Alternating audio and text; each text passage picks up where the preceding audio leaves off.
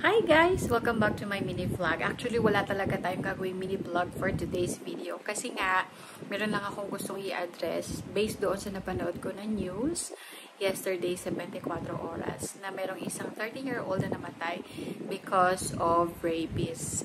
So, napaisip ako, parang in 2 months, hindi niya nabanggit sa parents niya yung experience niya na nakagat siya ng aso.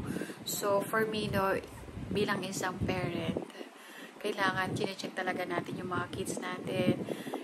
Dinner time is, for me, is the best time, no, to check our kids, to ask them what happened sa school, kung masaya ba sila sa school, malungkot ba sila, okay ba yung grades nila, ano ba yung mga bagay na malungkot sila that day, no, kasi it's our responsibility. It's our major responsibility as parents. So, I just wanted to share with you my experience din nung nakagat ako ng pusa. Yung pusa na yun, pinapakain lang namin dito yun na tumambay dito sa amin. Nakakatulong kasi para mag-shoo sila ng mga daga. So, kaya pinapakain ko sila. So, one day, hindi ko alam, parang bad trip yung pusa na yun. Hindi ko naman siya natapakan or whatsoever.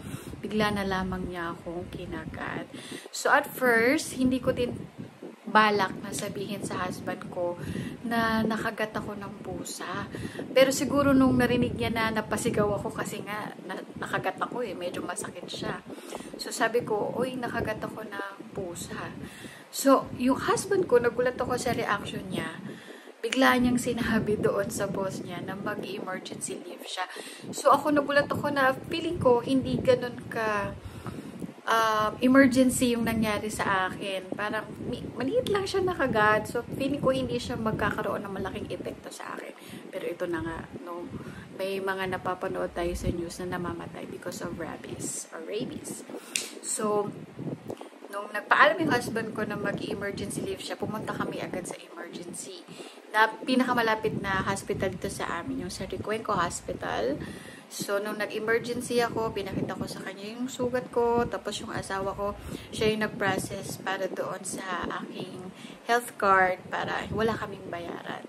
So, doon ko na-realize na ganun pala ka-importante na maagapan kapag nakakagat tayo. Kasi we'll never know. Like this news, no?